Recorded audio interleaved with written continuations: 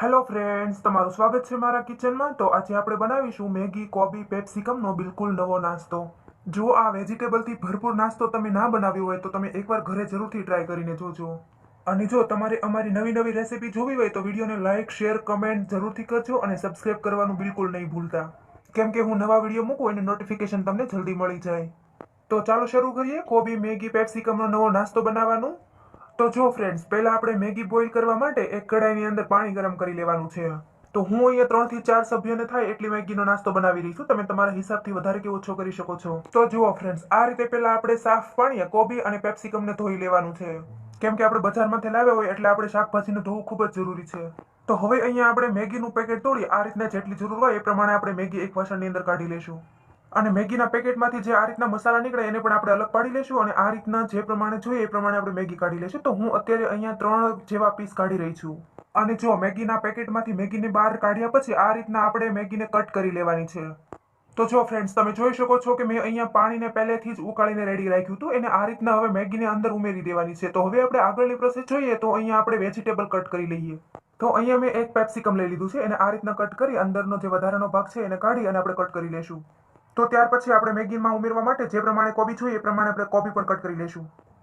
તો તમે જોઈ શકો છો કે અહીંયા આપણી મેગી પણ સરસ બોઇલ થઈને રેડી થઈ ગઈ છે. તો આપણે આ રીતના મેગીને આપણે એક વાસણની અંદર કાઢી લેવાની છે. તો આ રીતના કોઈ પણ કાણાવાળું વાસણ અથવા જાળી લઈ આ રીતના આપણે મેગીને બહાર કાઢી લેશું અને ઠંડા પાણીએ સરસ એવી ધોઈ લેવાની છે એટલે સરસ છૂટી પડી જાય. તો આ છૂટી અને ઠંડી થયેલી મેગીની અંદર આપણે કોબી ઉમેરી દેવાની છે. આ સમયે તમે કોબી વધારે કે ઓછી કરી શકો છો. ત્યાર પછી મેં અહીંયા પેપ્સિકમ કટ કરીને રાખ્યા હતા એને પણ આપણે મેગીની અંદર ઉમેરી દઈશું. તો હવે અહીંયા આપણે મેગી મસાલો લઈ આ રીતના આપણે મેગીની અંદર ઉમેરી દેવાનો છે. તો અત્યારે હું અહીંયા 2 મેગીના પેકેટ ઉમેરી રહી છું. તમે તમારા હિસાબથી વધારે કે ઓછા કરી શકો છો. તો ત્યાર પછી આપણે જે ઘરમાં મસાલા ખાઈએ તેને પણ ઉમેરી દઈએ. મરચું, હળદર, ધાણા જીરું, હિંગ આ બધું આપણે ઉમેરી દેવાનું છે. તો અહીંયા સ્વાદ પ્રમાણે મીઠું ઉમેરી દઈશું. તો ત્યાર પછી મેગીના સરસ એવા બાઇન્ડિંગ માટે અહીંયા મેં કોર્નફ્લોર લઈ લીધું છે. તો કોર્નફ્લોરને પણ આપણે મેગી સાથે ઉમેરી દેવાનો છે. તો આ બધી વસ્તુ ઉમેરી અને હાથની મદદથી આપણે જેમ રોટલીનો લોટ બાંધીએ તે રીતે આપણે બાંધી લેવાનું છે અને સરસ એવું બાઇન્ડિંગ લાવી દેવાનું છે. તો આ સમયે અહીંયા આપણે બિલકુલ પાણી નથી ઉમેરવાનું. તો તમે જોઈ શકો છો કે આપણું મેગીનું ટેક્સચર એકદમ રેડી છે. તો હવે અહીંયા આપણે આગળની પ્રોસેસ કરી લઈએ. તો મેં અહીંયા એક ખાલી બાઉલ લઈ લીધું છે અને એની અંદર મેં કોર્નફ્લોર લઈ લીધો છે. તો તમે તમારા હિસાબથી કોર્નફ્લોર લઈ શકો છો. ત્યાર પછી અહીંયા મેં મેંદો લઈ લીધો છે. તો મેંદોને પણ આપણે ઉમેરી દઈશું. તો હવે અહીંયા આ લોટની અંદર મેં મેગી મસાલાના પેકેટ જે બચાવીને રાખ્યા હતા એને પણ આપણે ઉમેરી દઈશું. અને જો તમારે આ સમયે મેગી મસાલાના પેકેટ ના ઉમેરવા હોય તો તમે ઘરમાં રહેલા કોઈ પણ ગરમ મસાલો પણ ઉમેરી શકો છો. ત્યાર પછી અહીંયા સ્વાદ પ્રમાણે મીઠું ઉમેરી દઈશું. જરૂર પ્રમાણે આપણે પાણી ઉમેરી દેવાનું છે. તો પાણી ઉમેરી આ રીતના આપણે વિસ્કરની મદદથી હલાવી લેવાનું છે. તો અહીંયા આપણે બધું પાણી એક સાથે નથી ઉમેરી દેવાનું. જે પ્રમાણે આપણે પાણીની જરૂર પડે એ પ્રમાણે આપણે પાણી ઉમેરીશું અને આ રીતના આપણે હલાવતા જઈશું અને પાણી ઉમેરતા જઈશું. તો આ સમયે આપણે બેટરને બહુ વધારે થીક પણ નહીં રાખીએ અને બહુ પતલું પણ નહીં કરીએ. મીડિયમ એવું આપણે બેટર બનાવીને રેડી કરી લેશું. તો જુઓ ફ્રેન્ડ્સ, આપણે બેટર બનાવતી વખતે તેની અંદર ગાંઠા ના રહી જાય તેનું ખાસ ધ્યાન રાખીશું. એટલે આપણે બેટરને સારી રીતે હલાવીને રેડી કરી લેવાનું છે. તો હવે અહીંયા આ રીતના આપણે મેગીના બોલની અંદર સ્ટફિંગ કરવા માટે ચીઝ લઈ લીધું છે. તો આ રીતના આપણે ચીઝને ખોલી અને કટ કરી લેશું. તો આ રીતના આપણે ચીઝ લઈ અને જે ઉપરનું રેપર છે ને આપણે સારી રીતે કાઢી લેશું. આપણે ધ્યાન રાખીશું કે અંદર એક પણ કાગળનો ટુકડો રહી ના જાય. તો તમે જોઈ શકો છો કે મેં અહીંયા મેગીના બોલના સ્ટફિંગ માટે ચીઝને રેડી કરી લીધું છે. આ રીતના આપણે બીજું રેપરને પણ ખોલી અને આપણે કટ કરી લેશું અને નાના નાના ટુકડા કરી લેશું. તો આ રીતના તમે મેગીના બોલની અંદર ચીઝનું સ્ટફિંગ કરીને નાસ્તો બનાવશો તો ખૂબ જ ટેસ્ટી બનશે. તો તમે જોઈ શકો છો અહીંયા મેં ચાકુની મદદથી આ રીતના ચીઝને કટ કરી લીધું છે. તો હવે આપણે આગળની પ્રોસેસ કરી લઈએ. તો મેં અહીંયા જે મેગીનું મિશ્રણ રેડી કરીને રાખ્યું તો એને આ રીતના આપણે લઈ અને આપણે બોલ બનાવી લઈશું.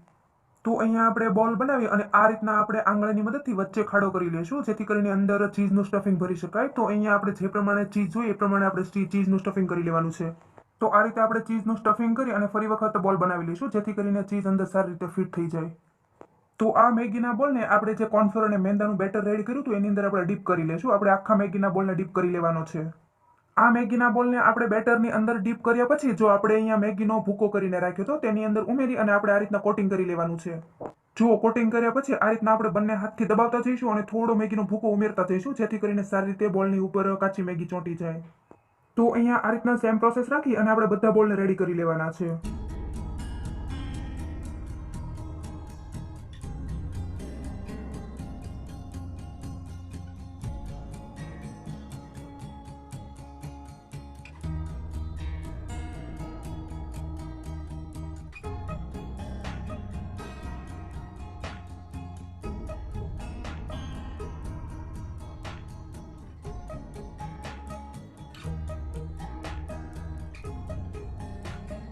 તો તમે જોઈ શકો છો કે આપણે બધા બોલ રેડી કરી લીધા છે અને આપણું તેલ પણ સરસ ગરમ થઈ ગયું છે. તો આ રીતના આપણે આ બોલને ડીપ ફ્રાય કરી લેવાના છે. તો આ સમયે આપણે અહીંયા બધા બોલ એક સાથે નહીં ઉમેરી દઈએ. અહીંયા આપણે તેલની અંદર ફક્ત 4 જ બોલ ફિટ થશે, તો આપણે પહેલા 4 બોલને રેડી કરી લઈશું. તો આ સમયે આપણે મેગીના ચીઝ બોલને ફ્રાય કરતી વખતે ગેસની ફ્લેમ મીડિયમ ટુ હાઈ જ રાખીશું, જેથી કરીને અંદરનું જે ચીઝ છે એ સારી રીતે ચડી જાય અને બહારથી આપણા જે મેગી છે એ બળી પણ ના જાય. તો મીડિયમ ટુ હાઈ ફ્લેમ પર આપણા ચીઝ બોલને ફ્રાય થતા 4-5 મિનિટ જેવું લાગે છે.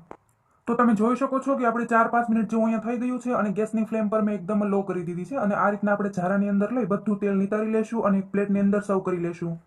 તો અહીંયા આપણે બીજા જે 2 બોલ છે એને પણ આ રીતના આપણે ઝારાની અંદર લઈ લેશું અને બધું તેલ નિતારી લેશું અને એક પ્લેટની અંદર લઈ લેશું. તો તમે જોઈ શકો છો કે રેડી છે આપણા કોબી, મેગી અને પેપ્સિકમના ચીઝ બોલ. તો અહીંયા આપણે ચીઝ બોલ રેડી થઈ જાય ત્યાર પછી તેની ઉપર આપણે ચીઝ ખમણી લેવાનું છે. અને જો તમારે આ સમયે ચીઝ ના નાખવું હોય તો તમે સ્કીપ પણ કરી શકો છો. જો આ રીતે તમે મેગીનો નાસ્તો બનાવીને બાળકોને આપશો ને તો બાળકો ખૂબ જ ખુશ થઈ જશે. અને આ નાસ્તો બનાવીને તમે ટિફિન બોક્સ અથવા લંચ બોક્સમાં પણ આપી શકો છો. તો તમને અમારો આ કોબી, મેગી, કેપ્સિકમનો નવો નાસ્તો કેવો લાગ્યો એ કમેન્ટ કરીને જરૂરથી જણાવજો. અને જો તમને આ રેસીપી પસંદ જ આવી ગઈ હોય તો તમે ઘરે એકવાર જરૂરથી ટ્રાય કરજો. તો જો તમે જોઈ શકો છો કે આ રીતના હું એક બોલ તોડું છું તો આપણું ચીઝ એકદમ સરસ અંદર મેલ્ટ થઈ ગયું છે. મીન્સ કે આપણો ચીઝ બોલ સરસ ફ્રાય થઈને રેડી થયો છે. ફરી મળીશું એક નવી જ રેસીપી સાથે. ત્યાં સુધી આવજો. Bye bye. Thanks for watching my